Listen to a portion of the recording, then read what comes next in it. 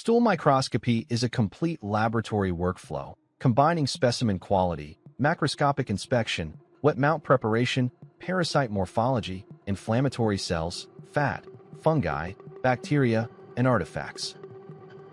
The goal is not only to find organisms, but to separate true diagnostic findings from contamination and preparation artifacts. A stool examination begins with collection quality. The specimen should be fresh, uncontaminated by urine or water, properly labeled, and transported quickly.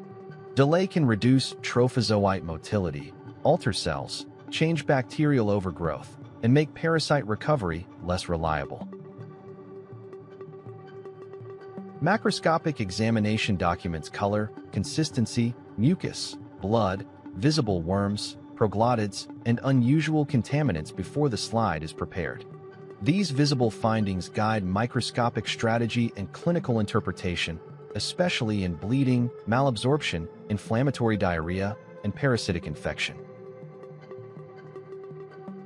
The direct wet mount uses a small amount of stool emulsified in fluid under a cover slip. The preparation must be thin enough for light to pass through. Saline preserves motility and cellular detail, while iodine highlights cyst nuclei and internal structures but stops organism movement.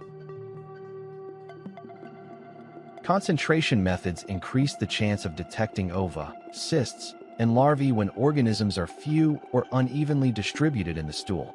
Concentrates improve recovery, but debris and artifacts can also become more prominent, so morphology remains essential. Microscopy should be systematic. Low power scans the entire cover slip for larger structures, while high power confirms protozoa, cells, yeast, fat, and subtle details. The report should describe morphology and relative abundance, not just a positive or negative result. Parasite identification depends on size, shell thickness, color, internal structures, plugs, spines, embryo stage, and whether a larva or trophozoite is motile. Diagnostic differentiation is visual discipline. Compare shape first, then internal anatomy, then clinical and geographic context. Cells and non-parasitic structures can be just as clinically important as ova and cysts. Red cells and white cells support bleeding or inflammation. Fat globules suggest malabsorption, while Char-colliding crystals point toward eosinophilic inflammation.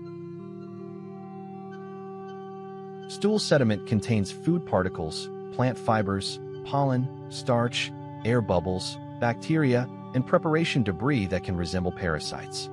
Accurate microscopy requires a thin preparation, systematic focusing, morphology-based identification, and caution when the sample is old or contaminated. Interpretation is pattern-based. Microscopy must be linked with diarrhea type, fever, travel, immune status, stool culture, antigen testing, and collection quality.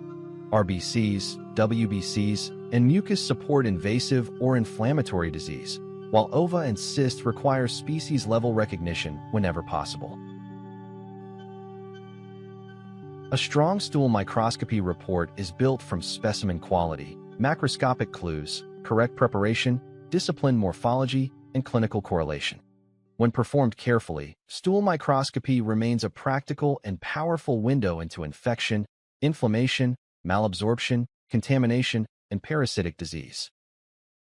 The best laboratory result is not just positive or negative. It is a clear, reproducible visual diagnosis grounded in morphology and patient context.